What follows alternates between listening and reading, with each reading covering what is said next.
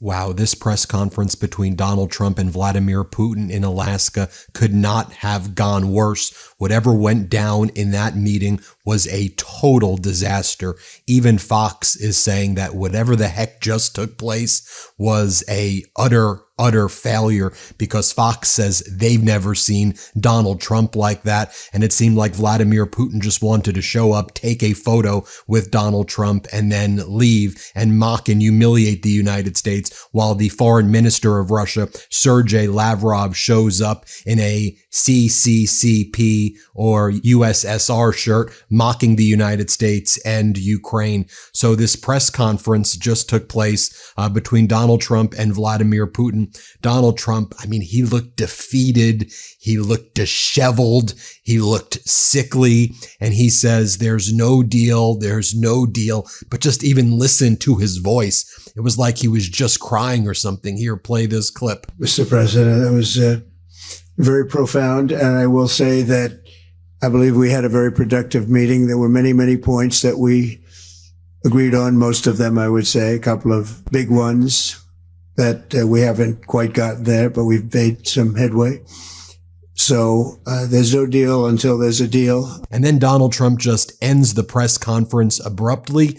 No one is able to ask any questions. It wasn't a news conference at all, which is what they said it was going to be. The lunch gets canceled, and then Donald Trump and Putin quickly leave. Putin goes back to Russia, and then Donald Trump gets in his plane. This was an utter, unmitigated disaster. Here, play this clip. Thank you very much, Vladimir. And thank you all. Thank you. Thank you. Thank you so much.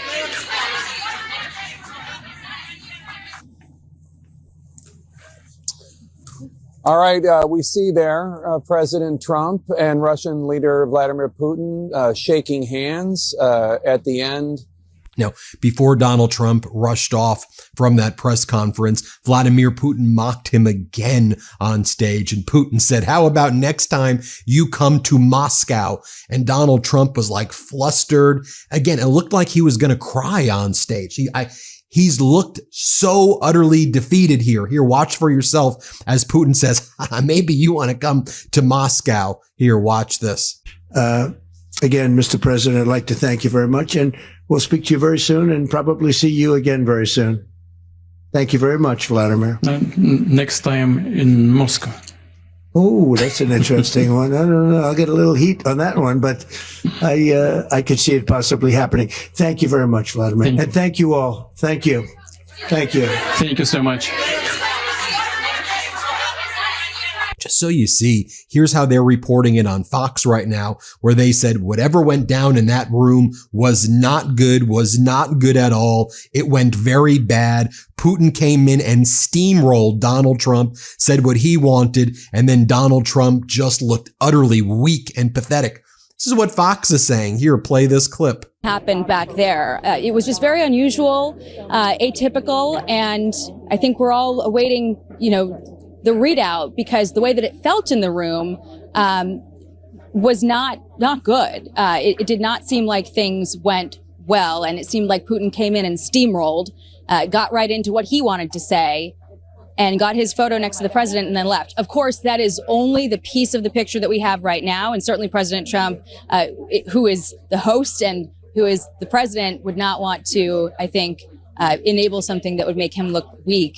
But we are eagerly awaiting to hear the background on that. And I will also note that we didn't see any sort of scowls on the faces of the likes of Steve Witkoff or Secretary Rubio or any of the other members of the U.S. delegation. And I think had it been concerning, we might have seen something there. But just to paint a picture for you of in the room, how it felt, what we're wondering about, what we need to know to put the pieces together and fully understand what we all just witnessed. Wow. And here's how Bret Baier on Fox, just so you can get other perspectives from Fox, here's how Bret Baier describes what happened as this news conference was suddenly canceled, and then Donald Trump and Putin just walked out. Here, play this clip.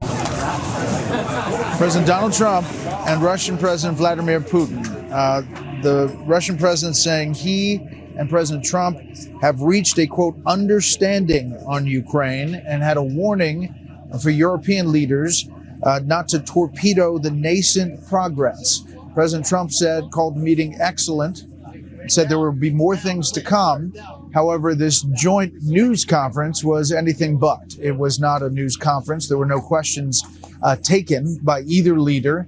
There were many yelled by reporters there, but we don't have a sense of what exactly is in this agreement or this deal. It seems like it's in the early stages, and we didn't get details about that. The reporting about President Trump making those calls to President Zelensky and other European leaders apparently was premature. The president saying that he will make those calls momentarily and brief them about the inner workings. But we didn't hear the definite second meeting with President Zelensky, at least not yet. But you heard at the end Vladimir Putin saying the next meeting is in Moscow. President Trump didn't agree to that specifically, but said maybe. Just to show you what else went down during this fairly short press conference, this utter disaster, Donald Trump then started to act like he thought the meeting was productive. And he said, I'm going to go call up NATO and Europe, and I'm going to relay to them what happened. Here, play this clip. So there's no deal until there's a deal. I will call up NATO in a little while. I will call up the various people that I think are appropriate. And I'll, of course, call up President Zelensky and tell him about today's meeting. It's ultimately up to them. They're going to have to agree with what Marco and Steve and some of the great people from the Trump administration who've come here, Scott and John Ratcliffe. Thank you very much. But we have some of our really great leaders. They've been doing a phenomenal job. We also have some tremendous Russian business representatives here. And I think, everybody wants to deal with us. We've become the hottest country anywhere in the world in a very short period of time. And we look forward to that. We look forward to dealing. We're going to try and get this over with. We really made some great progress today. And then again, a very defeated Donald Trump starts to say that he has a good relationship with Putin after Putin just utterly humiliated him. And Trump's like, his first term was interfered with by Russia. Oh my God, this is one of the most pathetic things I've ever seen. I think in history, this may be one of the most disastrous press conferences by a United States leader in the history of the United States. I mean, going back to George Washington. Here, play this clip. Today, I've always had a fantastic relationship with President Putin, with Vladimir. We had many tough meetings, good meetings. We were interfered with by the Russia hoax. That made it a little bit tougher to deal with, but he understood it. I think he's probably seen things like that during the course of his career. He's seen it all, but we had to put up with the Russia hoax. He knew it was a hoax, and I knew it was a hoax, but what was done was very criminal. But it made it harder for us to deal as a country in terms of the business and all of the things that we'd like to have dealt with. But we'll have a good chance when this is over.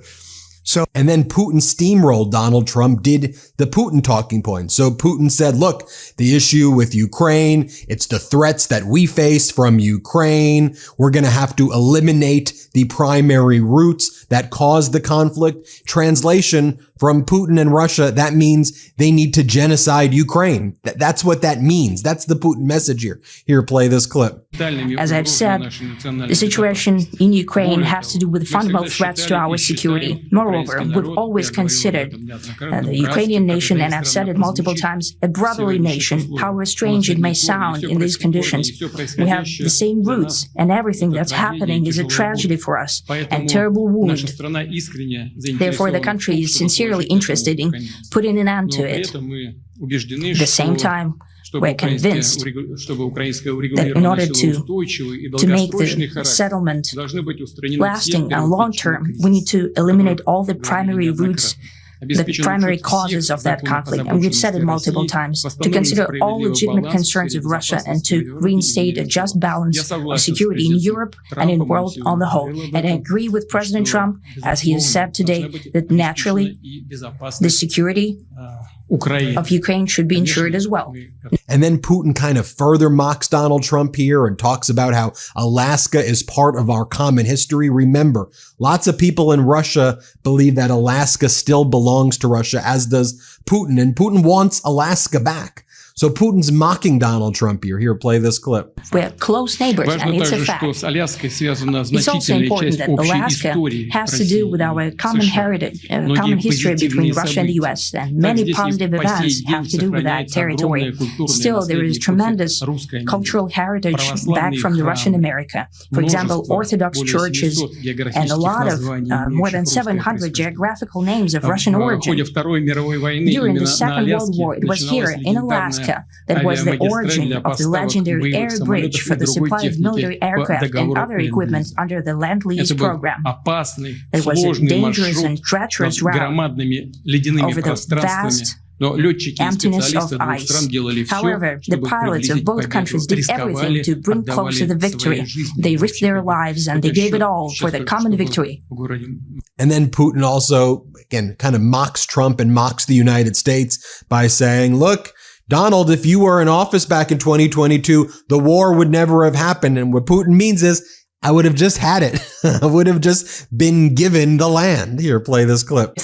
I'd like to remind you that in 2022, during the last contact with the previous administration, I tried to convince my previous American colleague that the situation should not be brought to the point of no return when it would come to hostilities. And I said it quite directly back then, that it's a big mistake. Today, when President Trump saying that if he was the president back then, there will be no war. And I'm quite sure that it would indeed be so. I can confirm that. I think that overall, me and President Trump have built a very good, businesslike and trustworthy contact. And I have every reason to believe that moving down this path, we can come, and the sooner the better, to the end of the conflict in Ukraine. Thank you. Thank you. Donald Trump then says we're going to stop thousands of people a week from being killed. Here, play this clip. To have that in the future. Let's do the most productive one right now. We're going to stop really 5, 6, 7,000, thousands of people a week from being killed. And President Putin wants to see that as much as I do. So, again, Mr. President, I'd like to thank you very much. And we'll speak to you very soon and probably see you again very soon. Thank you very much, Vladimir. Next. Okay, so then Putin, towards the end of Putin's speech, talks about an agreement. Although Donald Trump doesn't talk about an agreement, Putin talks about an agreement. Now, we've dug deep at the MeidasTouch network to try to figure out what may be Putin's version of what agreement it is. And it seems to have to do with business deals and visas for Russian oligarchs. I'll explain how we know that in a moment. But here's what Putin says. And then he tinges this with a threat that we expect Kyiv and the European capitals to be okay with what we believe an agreement to be, even though Trump's saying there's not a deal. And you know Trump would lie about anything. Here, play this clip. I would like to hope that the agreement that we've reached together will help us bring closer that goal and will pave the path towards peace in Ukraine. We expect that Kyiv and European capitals will perceive that constructively and that they won't throw a wrench in the works. They will not make any attempts to use some backroom dealings to conduct provocations to torpedo the nascent progress. So right here's the Russian ambassador to the United States, our chief. And here he talks about there were no major breakthroughs, nor could there be. Listen to what he says. This is, we're getting you the sources. I've translated it into AI from Russian into English. But then he says it's complicated by the fact that there's Russian real estate out there, which he's referring, in my view, to Ukrainian territory that Russia claims that it's its land. And then also you'll hear him go on to talk about how, how all of the lies about, Ukraine starting this thing. Here, listen to what he has to say. This is the Russian ambassador to the United States. Play this clip. Are there any developments in terms of these diplomatic issues?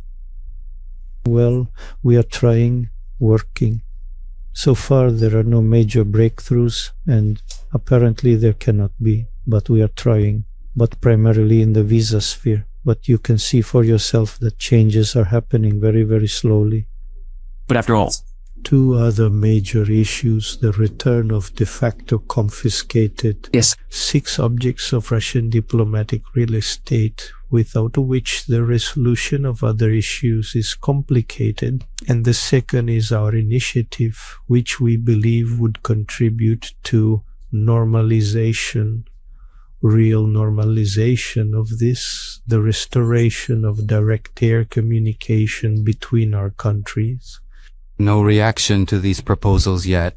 Yes, we have prepared the relevant documents, and the Russian side has its own versions. They are being discussed. I hope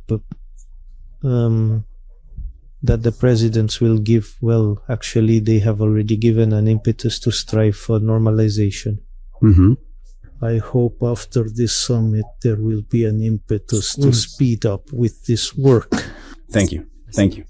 Now, you'll remember that earlier this week when Donald Trump was at the Kennedy Center, appointing himself to be the host at the Kennedy Center Awards in December, Donald Trump said that if there was no deal, there would be severe consequences. And of course, Donald Trump never follows through on those threats. But play this clip. Russia face any consequences if Vladimir Putin does not agree to stop the war after your meeting on Friday? Yes, they will. Yeah. What will the consequences there will be be? consequences. Sanctions, tariffs? There will be, I don't have to say, there will be very severe consequences. Yes. Yeah, please. And you'll remember earlier, the MeidasTouch network found this clip. Donald Trump could not walk in a straight line. He was having some real he's having real issues just even walking straight. In my view, that's a sign of dementia, but I'm not giving a diagnosis. I just know it is a symptom of it. He couldn't walk straight. He was zigzagging. And then there was this weird moment as well where Vladimir Putin and Donald Trump were being asked questions by the press earlier before their meeting took place. Not that press conference I just showed you. And just watch how weird Putin's face goes. Here, play this clip. Press. Thank you, press. Thank you, press. Thank you, press. Thank you, press. Let's go. Thank you, press. Thank you, press. Thank you, press. Let's go. Come on, guys. Come on, guys. Let's go. Let's go.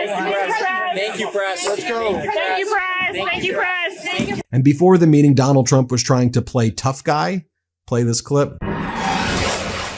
Okay, in the office with President Trump on Air Force One, heading in, what's your initial feeling? How are you feeling about what you're going to get out of this? I think we're going to do very well. Our country is doing very well. We're setting records economically like we never have before, including the stock markets are all at a record high. We're taking in trillions and trillions of dollars with tariffs. We're going for a meeting with President Putin in Alaska. And I think it's going to work out very well. And if it doesn't, I'm going to head back home real fast. I mean, if it doesn't, you walk. I would walk too. And here's what the former ambassador to Russia, Professor McFaul, had to say. The former U.S. ambassador to Russia had to say before that press conference even took place. Let's play the clip. And I think people have to understand that Putin doesn't look at all of this stuff as a sign of strength. He looks at it as a sign of weakness. He had to do absolutely nothing to get this meeting. He didn't have to agree to anything. There are no preconditions. There's no negotiation ahead of time. That's usually how summits work, right? Usually, low-level, mid-level people like myself at the National Security Council negotiate agreements, and then you bring in the presidents to close the deal. Nothing's been agreed to here. And so Putin has gained everything and given nothing in return. Well, there you have it, folks. What a unmitigated disaster. We'll keep you posted every step of the way. My gosh, that was one of the worst things in American history. I mean, one of the most embarrassing things I've ever seen. Hit subscribe. Let's get to 6 million subscribers. Can't get enough Meidas? Check out the Meidas Plus Substack for ad-free articles, reports, podcasts, daily recaps from Ron Filipkowski, and more. Sign up for free now at MeidasPlus.com.